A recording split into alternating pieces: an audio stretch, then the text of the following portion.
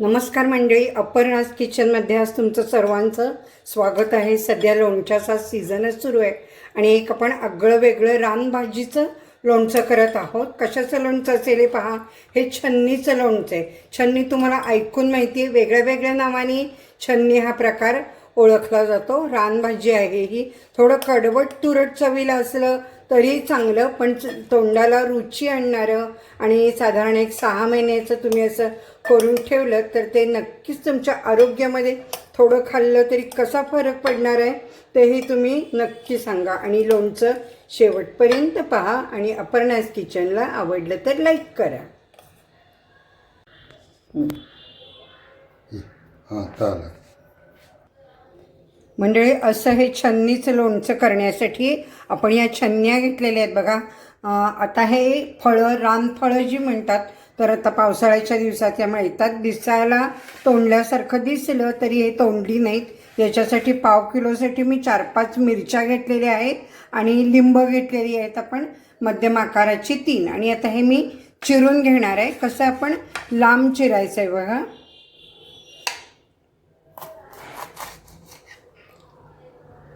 छन्न्या अतिशय हेल्दी असतात, दिसायला तोंडल्यासारखं दिसलं तरी ही तोंडली नाहीत आणि अगदी आपण याच्याशी थोडे पातळ काप करून घ्यायचे आहेत। ही एक प्रकारची रानभाजी अतिशय पौष्टिक आहे, हेल्दी आहे आणि दुसरी गोष्ट म्हणजे ही पोट स्वच्छ करण्यासाठी मुद्दाम खाल्ली जाते। अशा आपण पातळ चिरलेल्या आहेत छन्न्या, शक्य तितक्या पातळ चिरायच्या आणि आधी आपण स्वच्छ धुवून आणि पूर्ण कोरड्या पुसून अशा घेतलेल्या आहेत। आपण इथे मिरच्यांचे पण तुकडे छोटे केलेले आहेत, दिसतात तिकडे बाजूला आपण मिरच्या ठेवले। 4-5 मिरच्या घ्यायच्या आणि लिंब चिरून घेतलेली, त्याचा रस करायचा आहे। यामध्ये आता आपण 2 चमचे मीठ घालायचं आहे।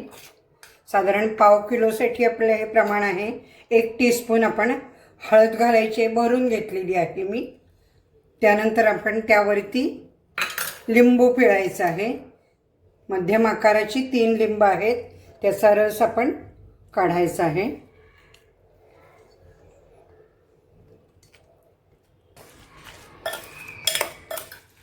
सगळं एकत्र करायचं आहे, पण हे पाणी काढायचं नाही, असंच ठेवायचं। हे औषधी आहे त्यासाठी। इथे आपण 1 चमचा मेथ्या घेतलेल्या आहेत, त्या आपण भाजून घ्यायच्या आहेत, थोड्याशा तळून किंवा भाजून। या मिक्सरला आपल्याला बारीक करायच्या आहेत।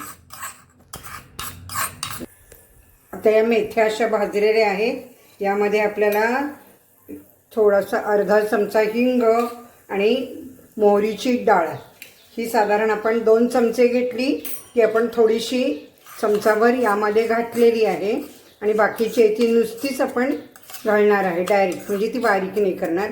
हे सगळं मिक्सरला फिरवून घ्यायचं, पण जर तुमच्याकडे लोणच्याचा मसाला असेल तर तोही वापरा।